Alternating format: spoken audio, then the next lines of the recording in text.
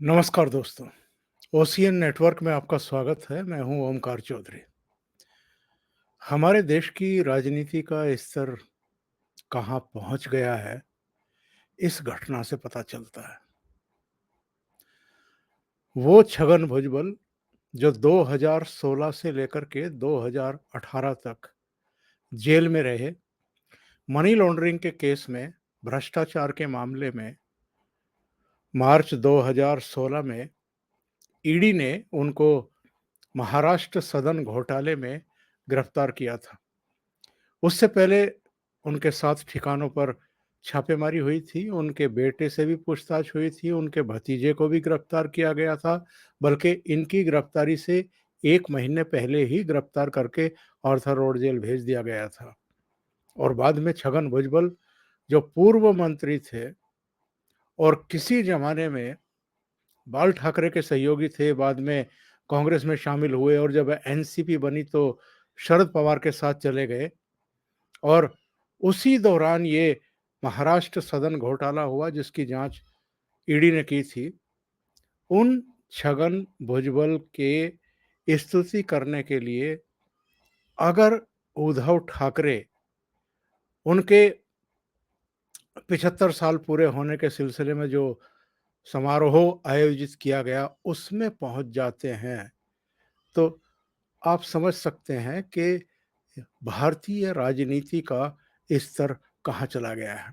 और ये मैं इसलिए भी कह रहा हूँ कि केवल ये 2016 से 2018 के बीच में उनकी जेल यात्रा की वजह से मैं ये बात नहीं कर रहा हूँ, बल्कि इससे पहले तो बहुत बड़ी घटनाएं हो चुकी जिनके बारे में ऐसा नहीं है कि उद्धव ठाकरे को पता नहीं है। बाल ठाकरे को मातोश्री 500 पुलिसकर्मी भेज करके गिरफ्तार कराने वाले भी छगन भुजबल ही थे सन 2000 में 25 जुलाई को। और बाल ठाकरे को मुंबई में उनके घर से गिरफ्तार कराया जाए, ये अनहोनी घटना हुई थी उस समय। पहले उनको मेयर के आवास पर ले जाया गया, वहाँ विधिवत गिरफ्तारी की औपचारिकता निभाई गई। उसके बाद एक कोर्ट में उनको पेश किया गया और मसला भी कम से कम 8 साल पुराना था। 2000 बा 1992-93 में जब मुंबई में बम ब्लास्ट वगैरह हुए थे, तब सामना में कुछ संपादकीय लिखे गए थे और उन संपादकीयों की भाषा शैली कुछ ऐसी थी कि उद्धव ठाकरे के पिता बाल ठाकरे के खिलाफ मामले दर्ज किए गए थे। लेकिन 92-93 में जो मामले दर्ज किए गए, उन पर सन 2000 तक कोई कार्रवाई की नहीं गई। वो फाइल ठंडे बस्ते में ही रखी गई, जो भी सरकारें आती रही, जाती रही। तो सवाल ये है कि जब ये गृह मंत्री बने छगन भुजबल, तो इन्होंने वो फाइल क्यों खोल ली? उस पर गिरफ्तारी के आदेश पुलिस को क्यों दे दिए? तो ये जानने के लिए थोड़ा-सा पीछे जाना पड़ेगा और ये समझना पड़ेगा कि बाल ठाकरे से इनकी अदावत, इनकी दुश्मनी आखिर इतनी कैसे बढ़ गई थी कि जिन बाल ठाकरे के खिलाफ कोई भी आवाज़ उठाने या इस तरह की निषेधात्मक कार्रवाई करने से बचते थे, उसके खिलाफ छगन भुजबल ने इस तरह की कार्रवाई करवा दी कि गिरफ्तार करवा लिया बाल ठाकरे को। और मज़ेदार बात ये है कि जब 2019 में उद्धव ठाकरे मुख्यमंत्री बने और एमवीए की सरकार बनी, यानी शिवसेना, एनसीपी और कांग्रेस की, तो छगन भुजबल को कैबिनेट स्तर का मंत्री बनाया गया। और इससे भी बड़े कमाल की बात यह है कि उद्धव ठाकरे ने उनके 75 साला जश्न में भाषण देते हुए ये कहा कि अगर छगन भुजबल शिवसेना ना छोड़ते 90 के दशक में, तो वो बहुत समय पहले ही मुख्यमंत्री बना दिए गए होते। आपको हैरत हो रही होगी ये जान करके कि जिन छगन भुजबल ने उद्धव ठाकरे के पिता को पुलिस भेज करके मातोश्री से गिरफ्तार कराया, उनके बारे में उद्धव ठाकरे उनकी प्रशस्ति करते हुए, उनकी स्तुति करते हुए ये कह रहे हैं कि अगर वो शिवसेना ना छोड़ते, बाल ठाकरे से ना भिड़ते, तो बहुत सालों पहले वो मुख्यमंत्री बन गए होते। और ये बात उन्होंने क्यों कही? क्योंकि अजित पवार उनसे पहले संबोधित कर रहे थे और अजित पवार ने कहा कि छगन भुजबल का बड़ा योगदान था एनसीपी के गठन में और इससे पहले वो 1990 में शिवसेना छोड़ करके कांग्रेस में शामिल हुए थे। फिर जब 1998 में शरद पवार के मतभेद हुए सोनिया गांधी से, शरद पवार, पीए संगमा, तारिक अनवर, कई दूसरे नेता, तो इन्होंने एनसीपी बना ली। तो छगन भुजबल भी इनके साथ चले गए एनसीपी में। तो एक तो उसका उल्लेख कर रहे थे अजित पवार। दूसरे वो कह रहे थे कि जब एनसीपी का गठन हुआ उसके 4 महीने के भीतर ही विधानसभा के चुनाव हो गए। अगर थोड़ा-सा समय हमें मिल जाता तो छगन भुजबल उसी समय मुख्यमंत्री बन गए होते। वस्तु स्थिति ये है कि जब वो चुनाव हुए थे तो उसमें कांग्रेस की सीटें ज़्यादा थी और विलासराव देशमुख जो हैं वो, जहाँ तक मेरी स्मृतियों में है, मुख्यमंत्री बनाए गए थे। और जब ये सरकार बनी थी तो उसके कुछ समय बाद एक संकट भी आया था सरकार पर, तो उसकी भी तारीफ करते हुए अजित पवार ने कहा कि उस संकट से उबारने वाले छगन भुजबल थे। और लगे हाथ उन्होंने ये भी कह दिया उद्धव ठाकरे से कि जब आपकी सरकार पर संकट आया था, अभी जून में जब सरकार गिरी, तो उनका कहना था कि जब 15 एमएलए ने बगावत की थी, उसी समय अगर आप छगन भुजबल से संपर्क करते, तो आपकी सरकार बच जाती और आप अभी तक भी मुख्यमंत्री होते।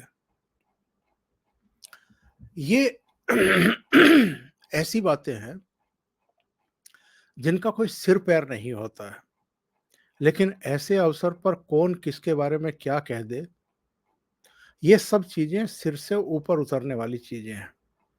छगन भुजबल कहीं मुंबई से या महाराष्ट्र से बाहर बैठे थे क्या? या पेरिस में या लंदन में बैठे थे या न्यूयॉर्क या मॉस्को में बैठे हुए थे? वो तो उद्धव ठाकरे सरकार में कैबिनेट मंत्री थे ऑलरेडी।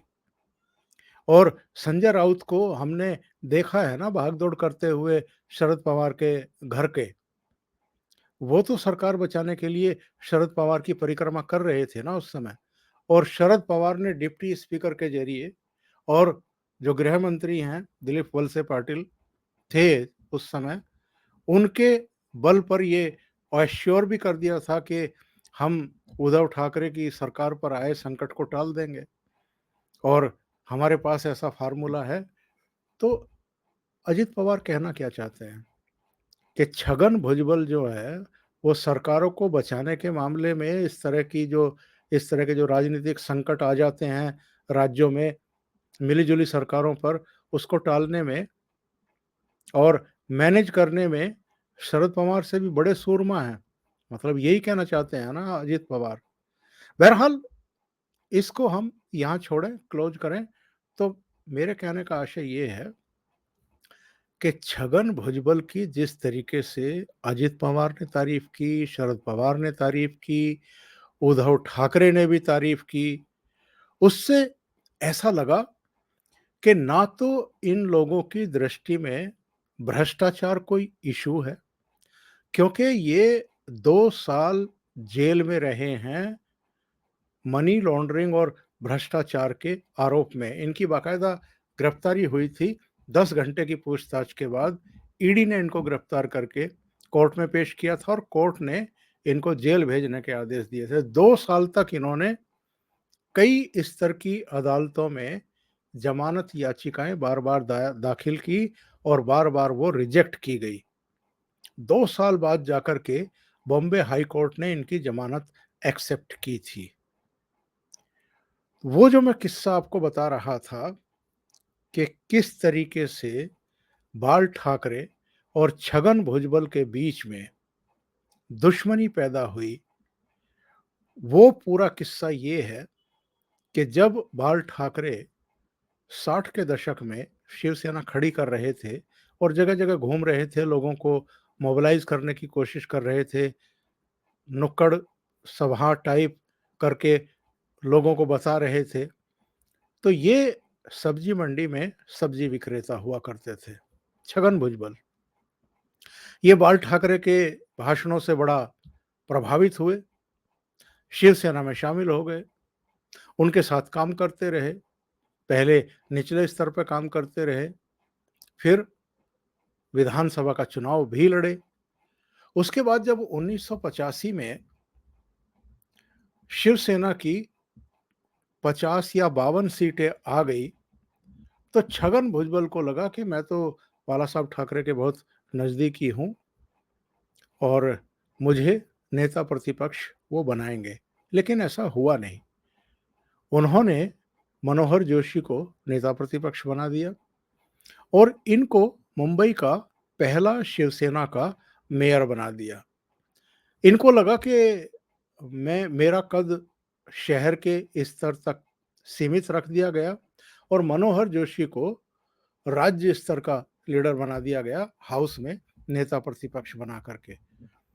इन्होंने एक्सेप्ट भी कर लिया, लेकिन उसको ये दिल से स्वीकार नहीं कर पाए, एक गांठ बांध करके बैठ गए और 1990 आते-आते इन्होंने मनोहर जोशी के खिलाफ मोर्चा खोल दिया।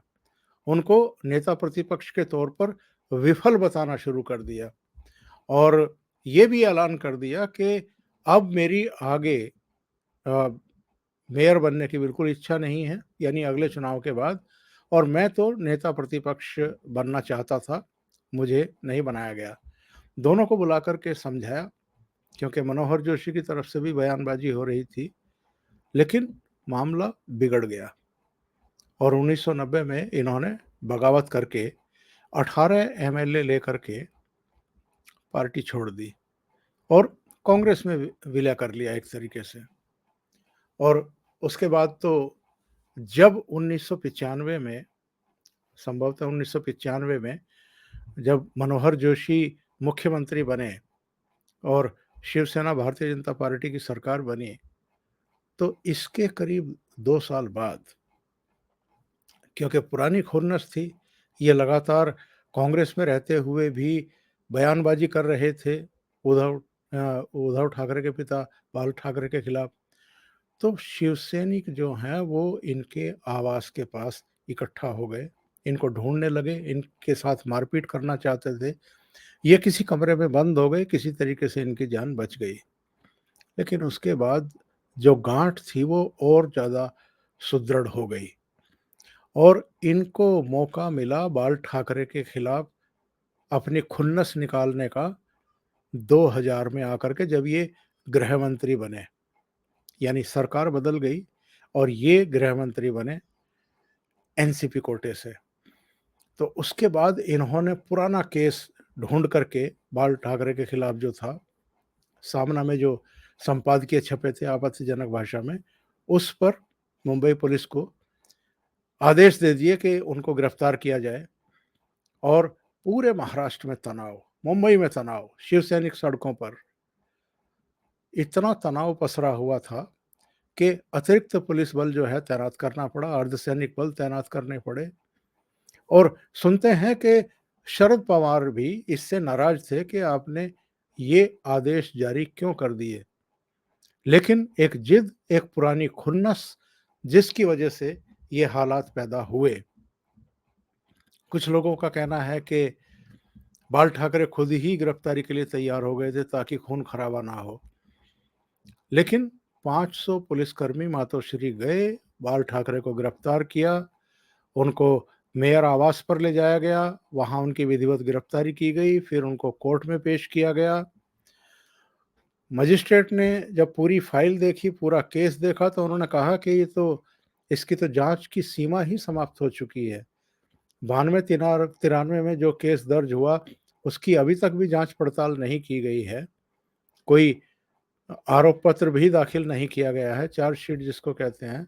तो मैं इस केस को ही डिसमिस करता हूँ और कोर्ट ने बाल ठाकरे को रिहा कर दिया।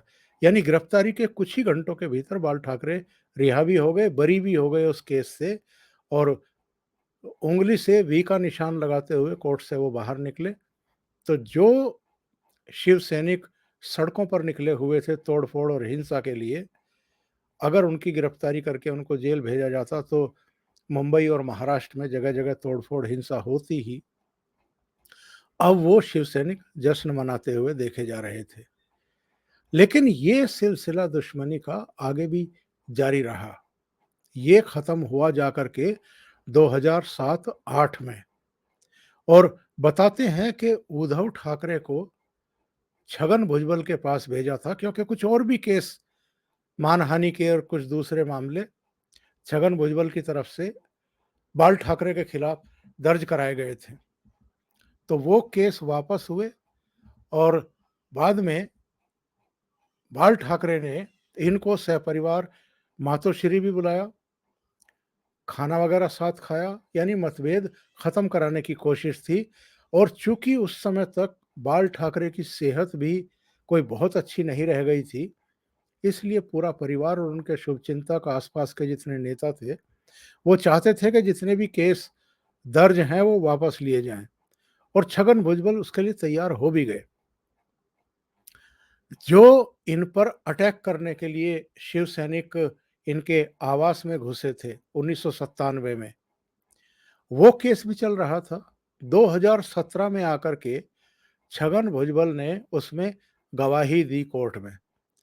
वो अपने पुराने बयान से तो नहीं पलटे, जो उन्होंने बयान दिया था कि शिव सैनिकों ने उनके ऊपर घातक हमला करने की कोशिश की। लेकिन उन्होंने कहा कि अब मैं ये चाहता हूँ कि जो शिव सैनिक गिरफ्तार किए गए थे, 30 या 32 शिव सैनिक गिरफ्तार किए गए थे, उनको अब माफ़ कर दिया जाए, ये केस ख़त्म कर दिया जाए। इस तरीके से मामला मिनिमाइज़ किया गया था, ख़त्म किया गया था। लेकिन अभी भी वो सारे मामले तो चल रहे हैं ना। मनी लॉन्ड्रिंग का भी, भ्रष्टाचार का भी, सैकड़ों करोड़ के घोटाले का भी जो महाराष्ट्र सदन के निर्माण के सिलसिले में हुआ था। इसके अलावा जो पुरानी घटनाएँ हैं, जो दुश्मनी है दोनों परिवारों के बीच में, वो भी अपनी जगह है। पर ऐसे में उनके 75वें जन्मदिन के मौके पर आयोजित समारोह में जाकर के जिस तरीके से उद्धव ठाकरे उनकी एक तरीके से स्तुति गान कर रहे हैं, ये तो बहुतों के गले के नीचे से उतरने वाली बात ही नहीं है। आज ठीक है कि बाल ठाकरे इस दुनिया में नहीं हैं, लेकिन कम से कम एक ऐसी घटना उनके जीवन के साथ हमेशा जुड़ गई, जो काम कभी किसी ने नहीं किया, वो छगन भुजबल ने कराया था पुलिस भेज करके उनको गिरफ्तार कराने का। तो ऐसे व्यक्ति को आप कह रहे हैं जाकर के कि अगर वो शिवसेना ना छोड़ते तो काफ़ी पहले महाराष्ट्र के मुख्यमंत्री बन गए होते।